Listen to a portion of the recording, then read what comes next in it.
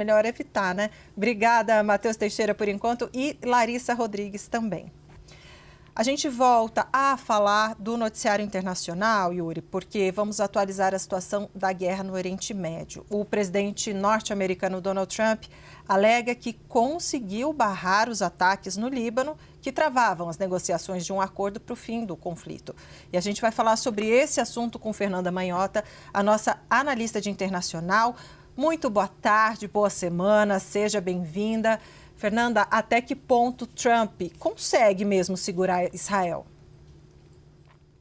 Olha, Débora, essa é uma pergunta difícil e importante de tentarmos responder, né? Boa tarde a você, ao Yuri e a todos que nos acompanham nessa semana, que seja uma ótima semana para todo mundo, uma semana para alguns até mais curta, devido ao feriado. Nós seguimos aqui acompanhando os conflitos e esse em particular, né, Débora? Olha, eu diria que o presidente Trump, pela própria natureza da parceria com Israel, que é uma parceria histórica, objetiva também em termos de cooperação militar e estratégica, ele consegue frear Israel taticamente, do ponto de vista de ações do curto prazo, de ações circunscritas, mas muito dificilmente ele consiga controlar objetivos estruturais mais abrangentes. Isso porque está no alcance do presidente Trump algumas ferramentas, como, por exemplo, condicionar apoio militar, fazer algum tipo de cobertura diplomática, como já aconteceu no passado, ou até mesmo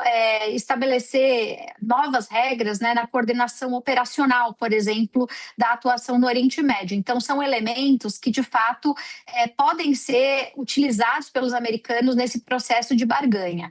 Agora, quando isso acontece, como é que Israel costuma agir, gerenciar essas circunstâncias? Basicamente, costuma ajustar timing e muitas vezes ajustar a intensidade das ações. É aí que a coisa realmente demonstra algum tipo de anuência, digamos, das tentativas de apaziguamento dos Estados Unidos.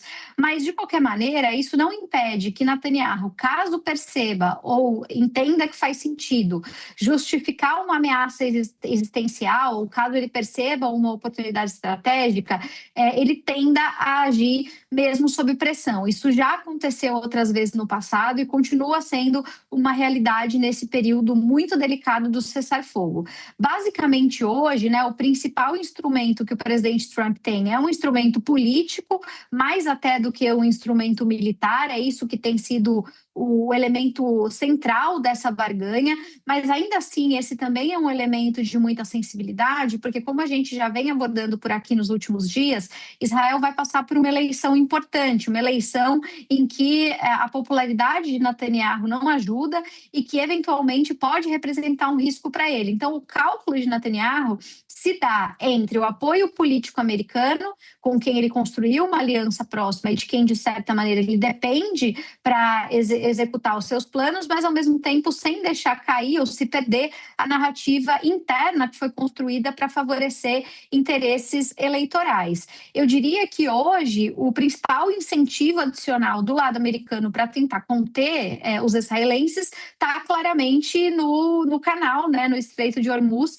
É esse o ponto que faz com que Trump dobre a aposta com os israelenses e muitas vezes, inclusive, contrarie interesses. Os americanos, então, tentando privilegiar os seus próprios pontos de fragilidade mais do que a sua aliança. Mas, de novo, Débora, sempre uma atuação que vai conter no curto prazo, não necessariamente no longo prazo, e que vai ser muito mais tático do que estratégico.